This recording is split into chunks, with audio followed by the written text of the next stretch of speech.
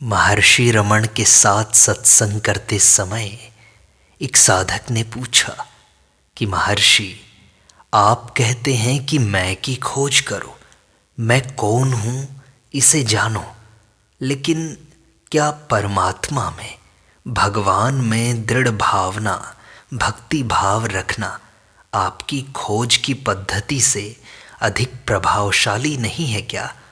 भक्ति भाव विधेयात्मक है, जबकि आपकी विधि निषेधात्मक है। इसमें किसको हम प्रधानता दें?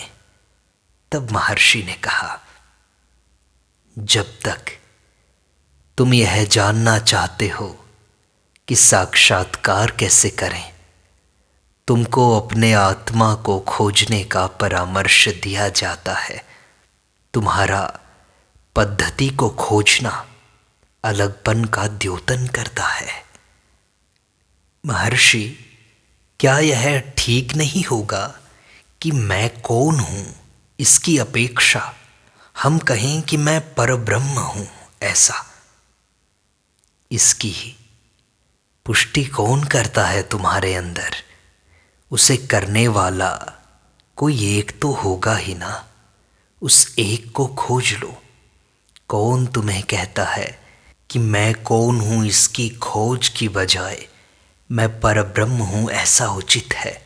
कोई तो सोचने वाला होगा, उसको ही तुम ढूंढने का प्रयास करो। महर्षि, क्या खोज की अपेक्षा ध्यान श्रेष्ठ नहीं है? ध्यान में मानसिक आकृति विशेष का भाव होता है, जबकि खोज परम सत्य के लिए की जाती है। ध्यान पदार्थनिष्ठ होता है, जबकि खोज आत्मनिष्ठ होती है। महर्षि, क्या इस विषय के प्रति कोई वैज्ञानिक दृष्टिकोण नहीं है?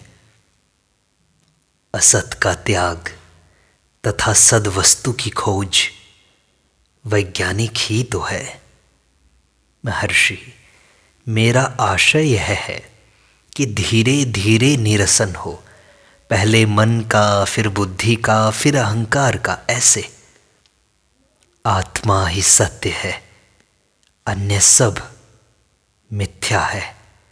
मन तथा बुद्धि तुमसे पृथक नहीं है। महर्षि, यह देह चेतना क्या है तथा यह खुद की खोज में कैसे सहायता प्रदान करती है?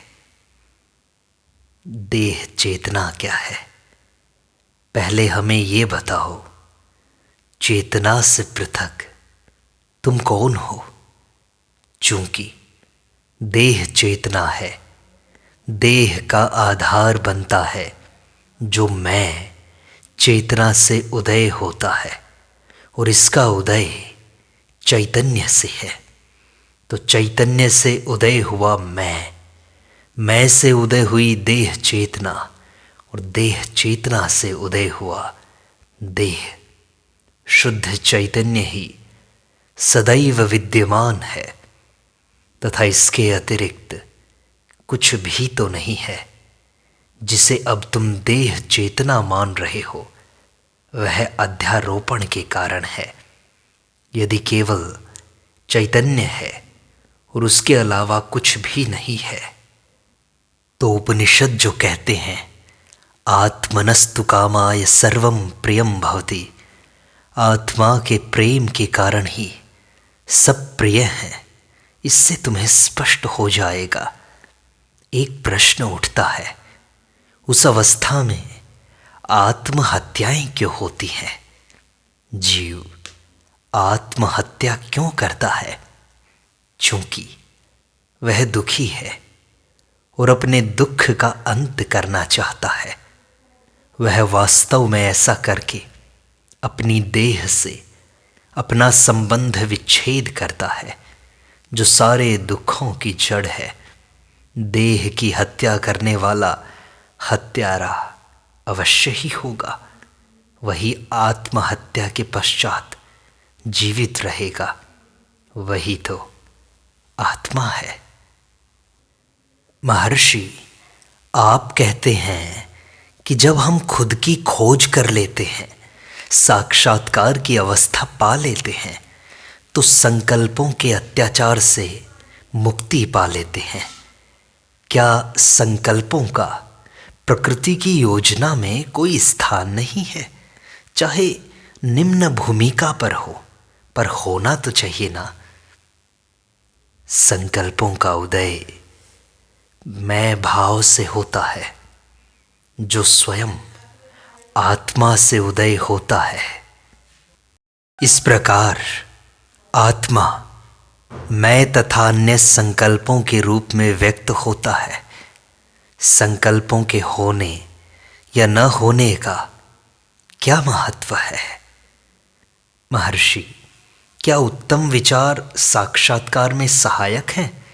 क्या वे खुद को जानने में उपयोगी हैं? क्या वे प्रामाणिक माध्यम अथवा साक्षात्कार हेतु पहली सीढ़ी नहीं है? हाँ, इस प्रकार वे निकृष्ट संकल्पों को दूर रखते हैं। साक्षात्कार की अवस्था से पूर्व स्वयं उन्हें भी लुप्त होना ही होगा। महर्षि, क्या साधना के संकल्प साक्षात्कार का ही एक पहलू नहीं है? क्या वे उस दृष्टि से सहायक नहीं हैं?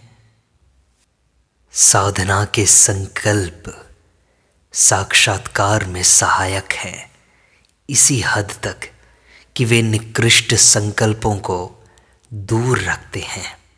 सारे संकल्पों को, चाहे वो साधना के हों या ना हों, सबको एक बार आत्मा में लुप्त होना होगा। संकल्प उत्तम हो या अधम हो, तुमको दूर ले जाते हैं, समीप नहीं। चूंकि संकल्पों से आत्मा अधिक निकट है, तुम आत्मा हो, जबकि संकल्प आत्मा से अलग है। महर्षि, क्या सभ्यता सामान्यतः धीरे धीरे किंतु निश्चित रूप से इस आत्म साक्षात्कार की सही दिशा में आगे बढ़ रही है? सभ्यता प्रकृति की योजना में ही है। अंततः यह भी सबके समान अपने आप को आत्म साक्षात्कार में विलीन कर देगी। महर्षि, क्या प्राचीन ढंग का एक उत्तम पुरुष आधुनिक सभ्यता के एक बुद्धिमान तथा व्यवहार कुशल व्यक्ति की तुलना में साक्षात्कार के अधिक निकट है? साक्षात्कार करने वाला मनुष्य देखने में गंवार प्रतीत हो सकता है, परंतु गंवार साक्षात्कारी पुरुष नहीं है। तो महर्षि, क्या यह धारणा उचित है कि समस्त घटनाएं जो हमारे साथ होती हैं ईश्वर के द्वारा प्रेरित हैं? क्या वे खुद की खोज में सहायक हैं, इस कारण उत्तम हैं? हाँ, ऐसा ही है। तथापि अन्य वस्तुएं तथा ईश्वर आत्मा से पृथक नहीं है। यदि तुम आत्म भाव से रहो तो इनका संकल्प भी क्यों उत्पन्न होगा? महर्षि, क्या खुद की खोज में क्या बाह्य साधनों का उपयोग आध्यात्मिक दृष्टि से उचित है? आत्मा का शरीर से तादात्म्य करना ही तो भूल है। यदि भगवान देह है तो तुम उस देह से प्रश्न करो, किंतु जिसे तुम भगवान कहकर संबोधित कर रहे हो उसे जानो, वह देह नहीं है, वह आत्मा है। महर्षि, खुद की खोज में आत्म साक्षात्कार में क्या क्या बाधाएं हैं? कुछ लोग कहते हैं कि वे 9 बाधाएं हैं। उनमें से एक सुषुप्ति है। सुषुप्ति क्या है? वह केवल जागृति की विरोधी है। सुषुप्ति जागृति से स्वतंत्र नहीं हो सकती। सुषुप्ति शुद्ध आत्मा है। यह मत समझो कि तुम जागृत हो। न सुषुप्ति हो सकती है, न अवस्था त्रयी ही। आत्मा को भूलकर ही तुम कहते हो मैंने स्वप्न देखा। क्या आत्मा के अभाव में किसी वस्तु का अस्तित्व संभव भी है? तुम उसे क्यों छोड़ते हो और अनात्मा को क्यों पकड़ते हो? ज्यों ही मन बहिर्मुख हो, उसे तभी तुरंत अंतर्मुख करो। अपने से बाहर आनंद खोजने के स्वभाव के कारण यह बाहर जाता है। बाह्य वस्तुएं प्रसन्नता का कारण नहीं है। यह ज्ञान मन को संयमित रखता है। यही वैराग्य है। पूर्ण वैराग्य के उपरांत ही मन सुस्थिर हो जाएगा। मन केवल ज्ञान, अज्ञान अथवा सुषुप्ति जागृति का सम्मिश्रण है। यह 5 प्रकार से कार्य करता है: क्षिप्त, मूढ़, विक्षिप्त, काषाय, एकाग्र।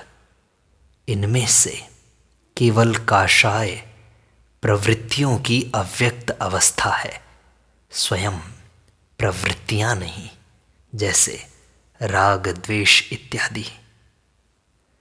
तुम स्वयं आनंद हो तो उसका उपभोग यह कहते हुए क्यों करते हो, आहा कैसा आनंददायक है, यह रसास्वाद है। महर्षि शास्त्रों में कहा है कि स्वयं जीवन मुक्ति आनंद ही है। शास्त्रों की बात मत करो। जीवन मुक्ति क्या है, आनंद क्या है? मुक्ति स्वयं संदेहजनक है। ये समस्त शब्द क्या हैं? क्या ये आत्मा से स्वतंत्र हो सकते हैं? जिसका अस्तित्व नहीं है, उसका अस्तित्व कभी नहीं होगा। जिसका अस्तित्व है वह नित्य सिद्ध है, अभी है, यही है, और यह सनातन नियम है। मन की खोज करके उसकी शक्ति को नष्ट कर दो। मन की परीक्षा करने से उसकी क्रियाशीलता स्वतः समाप्त हो जाती है। मन की खोज करने की एक अन्य पद्धति है। स्रोत, ईश्वर, आत्मा अथवा चैतन्य कहा जा सकता है। एक संकल्प पर ध्यान केंद्रित करने पर अन्य समस्त संकल्प लुप्त हो जाते हैं और अंत में वह एक संकल्प भी नहीं रहता। संकल्पों पर नियंत्रण करते समय सतर्क रहना आवश्यक है, अन्यथा गहरी नींद आ घेरती है। महर्षि, फिर खुद की खोज हम कैसे करें? प्राणायाम साधन में सहायक हो सकता है, किंतु केवल प्राणायाम स्वयं लक्ष्य नहीं है। यह करते समय मन में सतर्क रहने की सावधानी रखो तथा मैं भाव को स्मरण करते हुए इसके उद्गम की ओर लक्ष्य रखो। तब तुम जानोगे कि जहाँ श्वास अस्त होने लगता है वहाँ मैं भाव उदय होता है। उनका उदय और अस्त साथ साथ होता है। श्वास के साथ मैं भाव भी अस्त हो जाता है। साथ ही साथ एक अन्य ज्योतिर्मय तथा निस्सीम मय प्रकट होगा जो निरंतर है, अखंड है। यही लक्ष्य है। उसके अनेक नाम हैं: ईश्वर, आत्मा, कुंडलिनी शक्ति, चैतन्य इत्यादि। जब प्रयास करोगे तो वह स्वयं तुम्हें लक्ष्य तक ले जाएगा। मन संकल्पों का समूह है। संकल्प इसलिए पैदा होते हैं कि वहाँ चिंतन करने वाला है। चिंतन करने वाला अहंकार है। अहंकार को खोजोगे तो यह स्वतः ही लुप्त हो जाएगा। अहंकार तथा मन एक ही है। अहंकार मूल संकल्प है जिससे अन्य समस्त संकल्प उत्पन्न होते हैं। महर्षि, जब हम खुद की खोज करते हैं तो ऐसी स्थितियां आती हैं कि बाहरी दृश्य जैसे स्पष्ट दिखाई नहीं देते, तथापि अपने लिए कोई स्पष्ट महत्व न रखते हुए उनका अस्तित्व विद्यमान रहता है। मन में गहन शांति रहती है। क्या यह समय आत्मा में डुबकी लगाने का होता है, खुद में स्थित होने का होता है? इसे कैसे समझें? मन में जागृति के साथ शांति है। वस्तुतः यही वह अवस्था है जिस पर लक्ष्य रखना है। इस जानकारी के बिना कि यही आत्मा है जो प्रश्न इस विषय पर किया गया है, उससे प्रतीत होता है कि यह अवस्था स्थायी नहीं है, अपितु कभी कभी आती है। बहिर्मुखी प्रवृत्ति की अवस्था को पलटकर मन को अंतर्मुखी करने की अवस्था हेतु डुबकी लगाना शब्द उपयुक्त है, क्योंकि बाहरी सतह से नीचे डुबकी लगाना है। किंतु जब गहन शांति चेतना में बिना बाधा डाले व्याप्त हो, तब डुबकी लगाने से क्या प्रयोजन है? यदि उस आत्मा का उस अवस्था में साक्षात्कार न हुआ हो, तब ऐसा करने के प्रयास को डुबकी लगाना कहा जा सकता है। तब उस अवस्था को साक्षात्कार अथवा डुबकी लगाने के लिए उपयुक्त माना जा सकता है। इस प्रकार दो अंतिम प्रश्न आवश्यक हैं। महर्षि, फिर खुद की खोज कैसे संभव हो सकती है? ध्यान दो, पूर्ण आत्मा से अग्नि की तरह एक चिंगारी निकलती है। इस चिंगारी को अहंकार कहते हैं। अज्ञानी व्यक्ति का अहम भाव उदय होते ही किसी दृश्य से तादात्म्य कर लेता है, वस्तुओं को अपना बना लेता है। उसने वस्तुओं से जो तादात्म्य कर लिया है, फिर वह उनसे छूट नहीं पाता। यह मिलाना ही अज्ञान है, जिसका नाश करना हमारे सारे प्रयासों का लक्ष्य है। यदि उसकी तादात्म्य की प्रवृत्ति को समाप्त कर दिया जाए तो वह अहंकार शुद्ध रहता है और अपने मूल स्रोत आत्मा में विलीन हो जाता है। शरीर के साथ मिथ्या तादात्म्यता को ही देह आत्म बुद्धि कहते हैं। इसके नष्ट हो जाने पर ही खुद की खोज संभव है, उत्तम परिणाम आने लगेंगे। तो महर्षि, इसको नष्ट कैसे करें फिर? हम गहरी नींद में देह तथा मन से संबंध बनाए बिना ही रहते हैं, किंतु अन्य दो अवस्थाओं में, जागृति तथा स्वप्न में, हम उनसे संबद्ध रहते हैं। यदि हम देह से संबद्ध होते हों तो हम सुषुप्ति में बिना देह के कैसे रहते हैं? हम अपने आप को उससे अलग कैसे कर सकते हैं जो हमसे बाहर है, न कि उससे जो हमारा ही है, हम ही हैं। इस प्रकार अहंकार शरीर से अभिन्न नहीं है। जागृत अवस्था में इसकी अनुभूति करना नितांत आवश्यक है। जागृत, स्वप्न एवं सुषुप्ति, इनका अध्ययन केवल इस दृष्टिकोण को प्राप्त करने के लिए करना चाहिए। शुद्ध अहम का अनुभव दो अवस्थाओं अथवा दो संकल्पों की संधि में होता है। अहम उस कीड़े के समान है जो पकड़ी हुई वस्तु को तभी छोड़ता है जब वह दूसरी पकड़ ले। इसका वास्तविक स्वरूप तभी जाना जा सकता है जब इसका दृश्य पदार्थों एवं संकल्पों से संपर्क नहीं रहता है। जागृत, स्वप्न तथा सुषुप्ति के अध्ययन से जो विश्वास पैदा हुआ है, उससे इस संधिकाल का अनुभव करो। महर्षि, मैं स्वयं की खोज करना चाहता हूँ, लेकिन मन की शांति नहीं है। मैं कैसे ध्यान करूं?